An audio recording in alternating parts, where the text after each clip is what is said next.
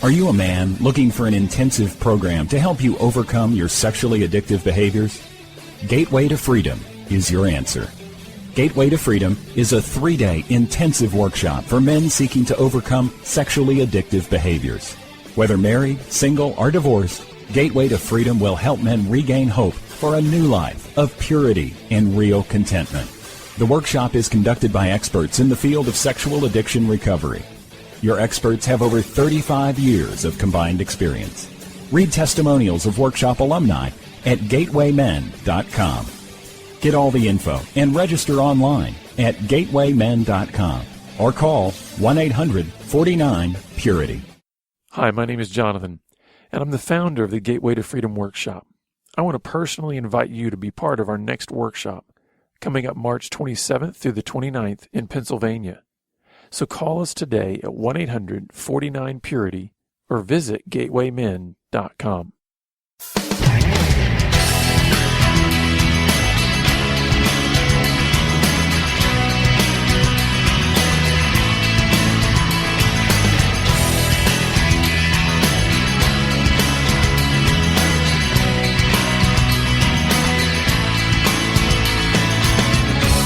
Welcome to Pure Sex Radio, training men, educating women. Are you ready to get real and start living each day in purity? This dynamic program is designed to educate, encourage, and equip listeners with the tools necessary for living a life of sexual purity. Pure Sex Radio brings you the best in mobile talk radio. Listen to real-life struggles, learn how to overcome lust, pornography, and sex addiction, and get serious about purity. Your hosts for Pure Sex Radio are Jonathan Doherty and Stephen Cervantes. Jonathan is the director of Be Broken Ministries and founder of the Gateway to Freedom Workshop for Men. Stephen is the founder of the Hope Counseling Center. Visit us online at puresexradio.com. And now, please welcome Jonathan and Stephen on Pure Sex Radio.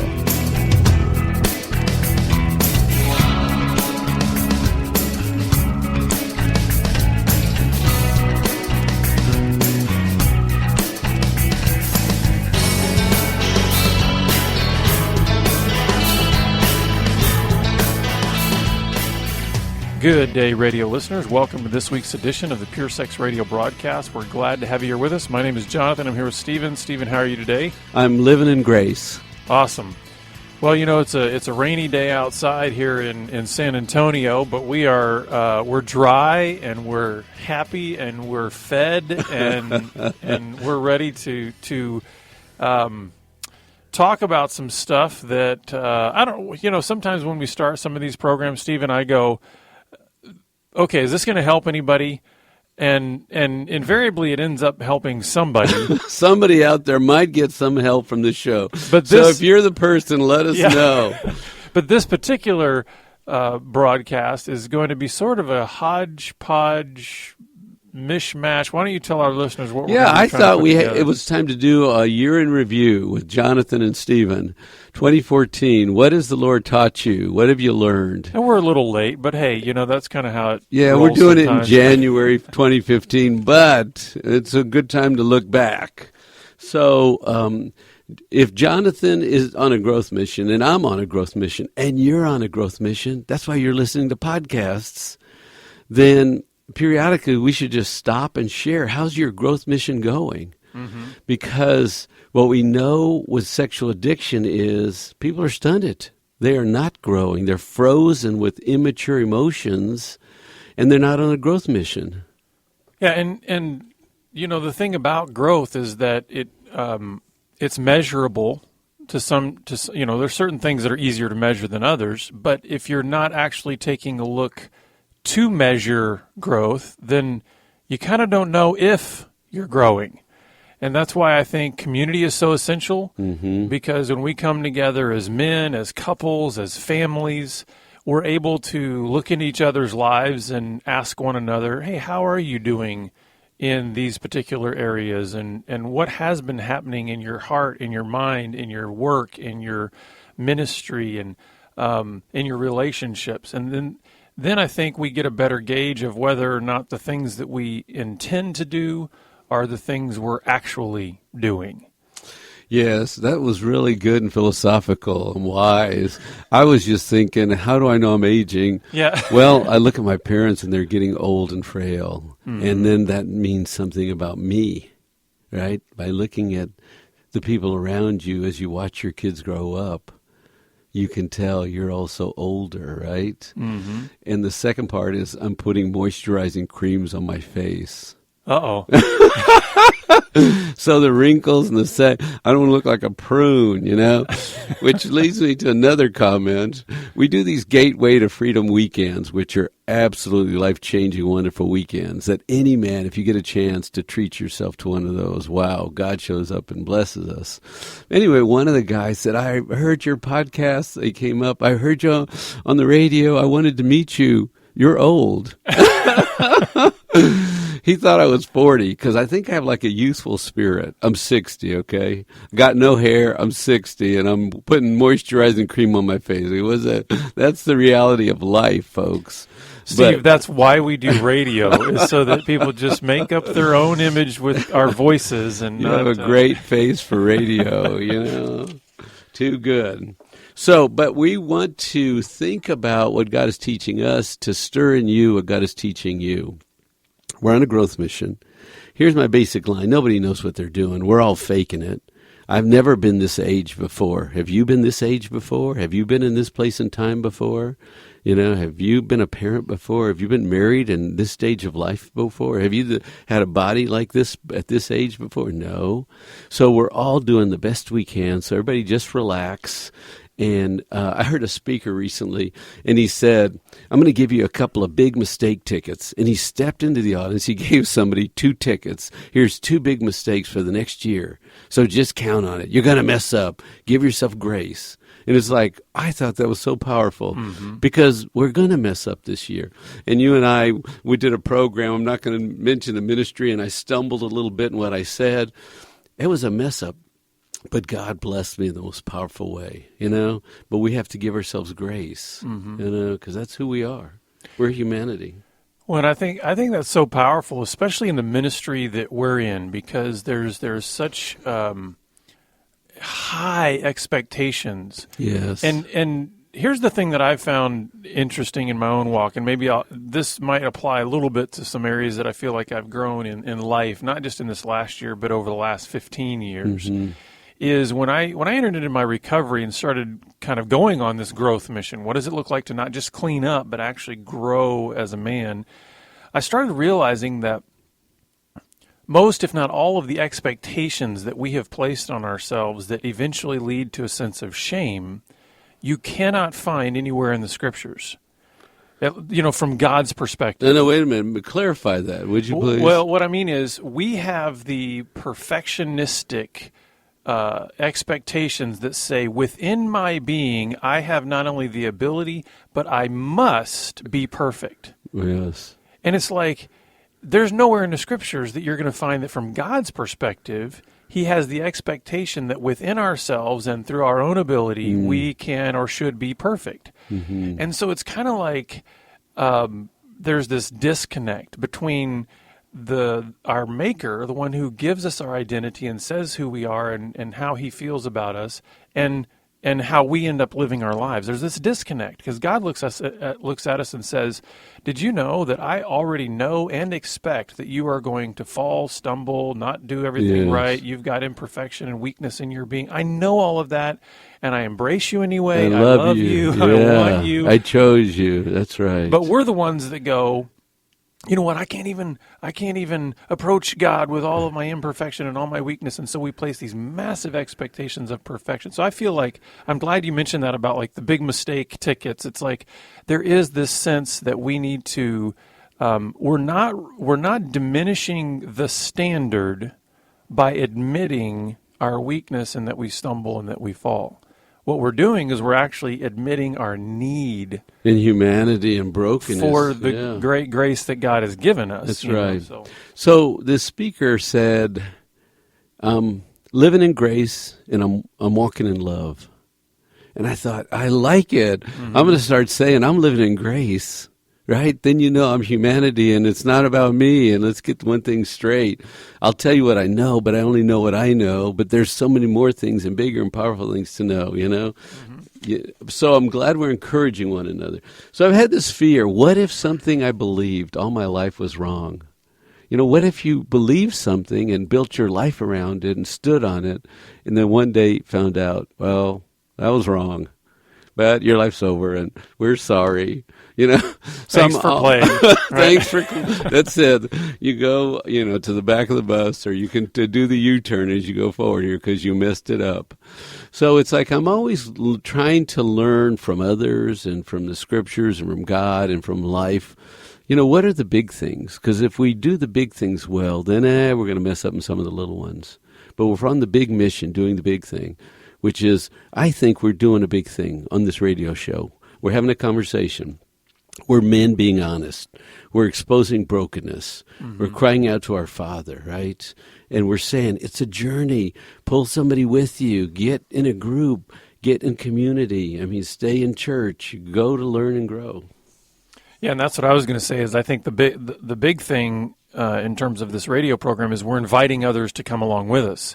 And that's something that I don't think happens enough. You know, when people start realizing what is necessary for them to, like in recovery, not only clean up, but then start growing, man, to me, you don't come full circle until you start reaching out and inviting others to come along the journey with you. You know, it's one thing for an individual to say, I'm recognizing what I need to do. I'm recognizing the big areas, like you're calling them, that I need to work on. And now I'm moving in that direction. It's a whole other thing that once you get moving in that direction, you realize, you know, this could probably benefit some other people.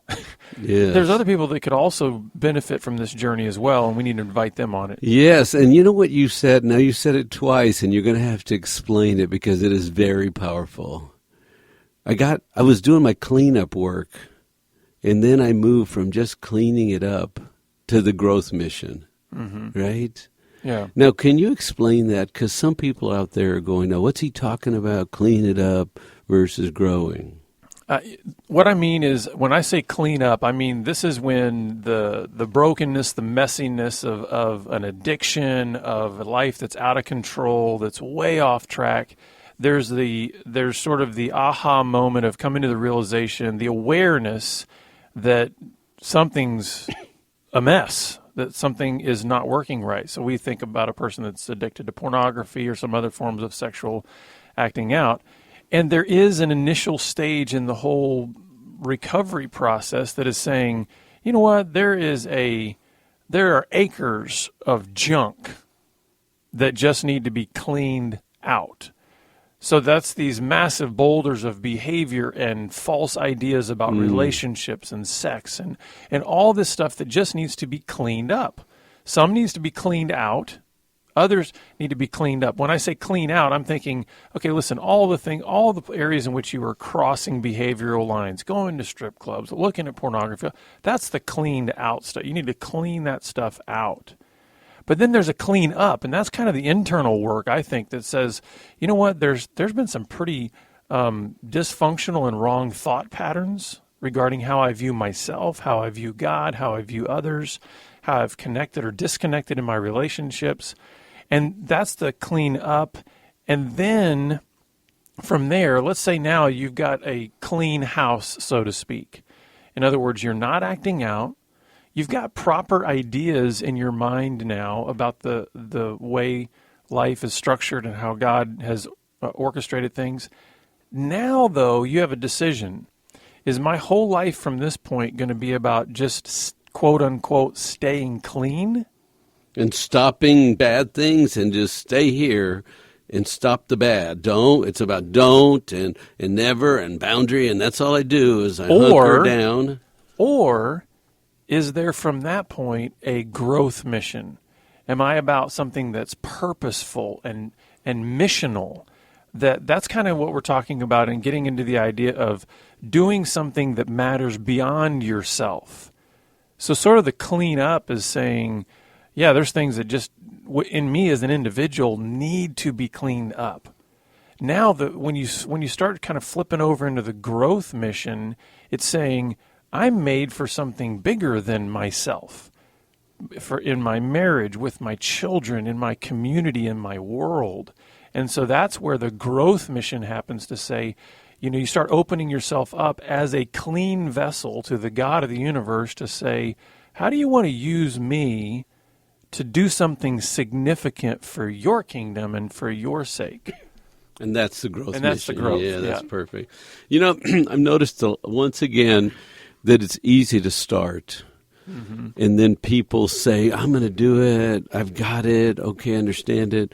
But when you've done bad, wrong, evil, small for years and years and years and years and years and years and years and years, boy, one awakening day has got to battle against years and years and years of routine. And so many a guy starts and then he falls off, Mm-hmm. And I think part of, when you said it's easy to start, initially I thought, yeah, and then I thought about my own life, and I thought, well, I had a lot of false starts, and so in a sense, okay, compared to maybe finishing and continuing and growing, yes, it's easier, but sometimes it's hard even just to make that initial confession of true brokenness. But I get what you're saying. It is easy in the sense that a guy goes, he might have an emotional experience, he might feel the pain of his sin or whatever, and then realizes I got to do something, and kind of in that moment of energy, he makes all these promises and decides he's going to be a different man. But like you said, he's got to fight against however many years of. And then I've noticed, I'm going to finish this one thought, and then we can go wherever you need to go. But that first 30 days, starting for 2 or 3 weeks, but if you can get past that first 30 days, it's important because it starts to weave in, and you got to hit the 90-day mark, and then you got to hit the 6-month mark. And so we're talking about growth missions, which are long missions that make significant change, mm-hmm. and it's difficult. We don't pretend it's easy, but it's worth it. Yeah, and you just got to start with where you are. And that's why grace is so essential, because when you start where you are, man, it's a mess. There's all kinds of junk in your closet and all kinds of stuff strewn all over your life, so to speak. And so you need to be, you need to saturate yourself in grace-based environments with people who are safe that can really help you on that journey. And I would jump from there to the thought that it's difficult in this culture, to keep everything in perspective. We're supposed to do some quiet alone time. We're supposed to, just quiet ourselves and rest. And we're supposed to be quiet before God and interact with Him. Then has to have relationship time with those around us, and then some entertainment time. And we're busy and we're tired and we're running, and it's difficult to keep all those pieces, in order. But it's essential to do mm-hmm. all of those. If you don't rest well, if you don't cry out to heaven well, if you don't have healthy relationship, and if you don't keep your entertainment in check, you can gorge on entertainment. Well, and that kind of feeds into one of the things that I was wanting to point out about, we've sort of taken an interesting little route in this program here, and we're trying to share some things about what we've learned. Some of them have been long-term things. Some of them have been more maybe in the last year. And one of the things you're mentioning there kind of fits into one of the things I've just learned, in the last few years about life. And that's just that, man, seasons change, and there's a real difference that can happen in the pacing in some of these seasons. And I appreciate you saying about these various aspects of our lives that we need to try to kind of balance. And, because I've got 2 teenagers now, and just the pace, we've entered a whole new season, and the pace of life, we've entered a new season in ministry here where there's been multiple new opportunities for more ministry. And so, I feel in some ways like, man, I'm in the season of hyperventilating and trying to, keep my head above water. But one of the things I've learned there is that if you recognize that life is seasonal, then whatever season you're in, is not permanent. So it's kind of like, some seasons are longer than others and some seasons are shorter. But if you recognize that it is seasonal, you can, if you've lived, 20 years or more, you have enough history in your life to look back and see, listen, you can see that there's seasons in life. There have been times. Yes. And so I have felt like, okay, even though I feel like, man, I'm in a season that I feel like I'm getting run over with the pace of it, I'm able to actually have a sense of peace in it because I go, you know what? It's not going to last forever. Right. I don't know what's next. There could be a harder season next. I don't know. But the ebb and flow, being able to see that life is seasonal, that can help too in recovery. There are even seasons within recovery that are much more intense than others. And if you recognize that, you can maybe take a deep breath and take another day, another step forward, and not feel like it's all over because this is all that it's going to be forever. And don't you sense God is stretching you and growing you with these opportunities, and you're trying to seek wisdom in your decisions? It's like he said, here's life. You get to live it. Mm-hmm. And so I'll be the God, but you be the creation, and you unfold this. I've given you this thing that's almost a magical thing called life, and you get to make some decisions. Where are you going to eat? What are you going to do tonight? How are you going to entertain yourself?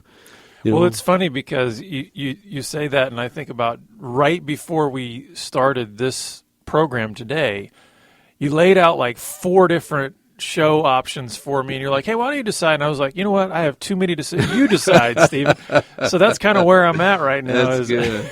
And that is powerful because I think it's very smart of you to push it back on people. Because people will come to you, what do you want? You decide, put the pressure on you to say, no, it's okay. Adults can push it back on others, and that's a lesson you're learning, right? So I appreciate your being open about that. Somebody told me this interesting thought, and it was a speaker. I'd like to give them credit. I don't know who said it, but they said, hey, where will that thought lead you? And, it's like if it's a fearful thought or if it's a sexual thought or if it's just some thought that can lead to a bad place, if you say out loud, hey, where will that thought lead you?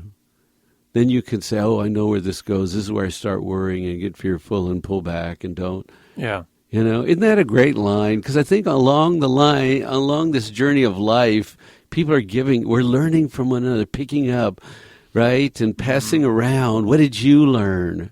Oh, I've got this great scripture. I've got this insight. I'm repeating this to myself. Mm-hmm. So I'm throwing that out there as something that blessed me. Hey, where's that thought going to lead you if you play with it?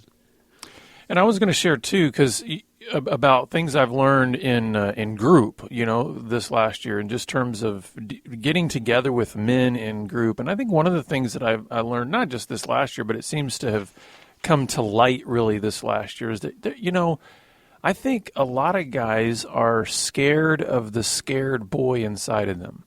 Ooh, that's a good way to say it. They're scared of facing or confronting or going back to the scared boy inside.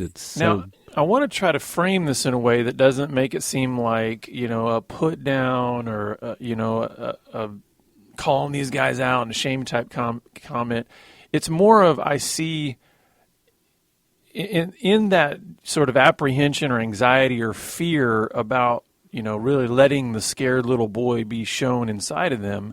I also see like this sense of, I want a place where this scared little boy can come out and deal with his fears and all the things that he's been carrying privately, secretly for so long.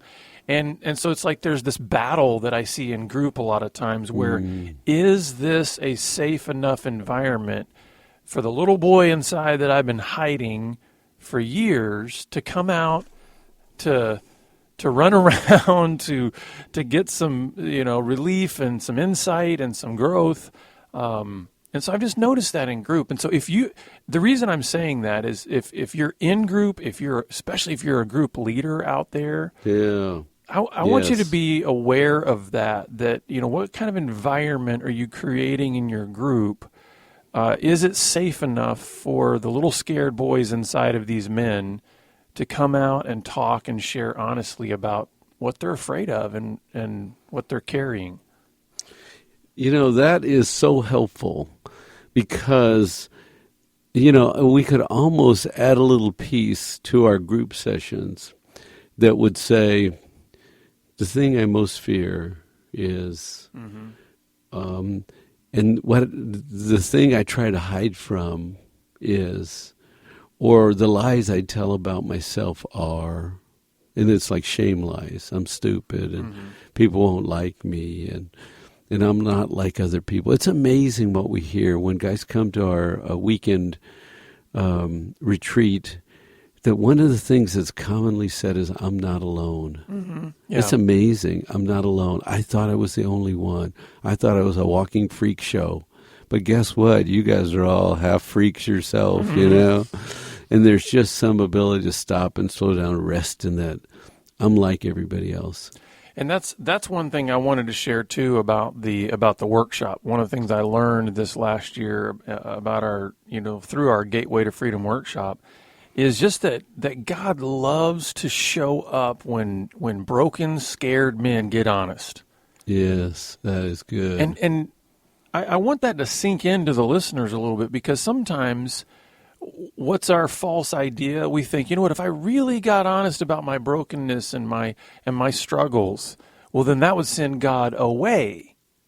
And it's just the opposite. It's like when a group of men get together and say, you know what, we're going to just open it all up.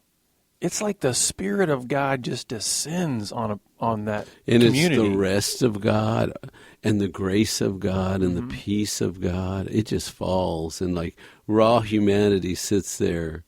And the reason I wanted to say that in juxtaposition with what I've learned in group about scared little boys inside is that guess what happens when that Spirit of God shows up in those groups? The fears start to dissipate. They start you start to feel a sense of an embrace. You feel wanted. You feel cared for. You feel safe. At a very deep level, Yeah, right? For the first time, some of the stuff you've been running and hiding is brought out, and it's not so scary, right? When you put it in relationship to your brother's acceptance and the Father, of grace showing up to say, you're still my boys. There's something powerful and healing in that.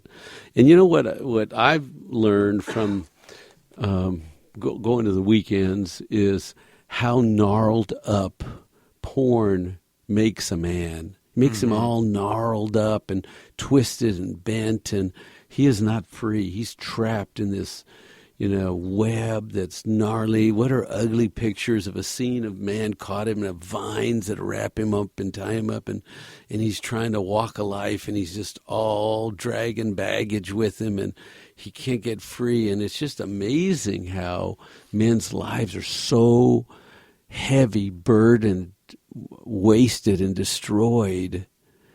And yet he thought, I'll look at this fun little stuff, and it'll set me free. Well, and that's why I think it's powerful that you said that one of the most common things that these men experience at these workshops is that they're not alone. Because that's a lot of, getting gnarled up and trapped and strangled by this, that's a lot to carry alone. Yes. And it's something that cannot be overcome alone.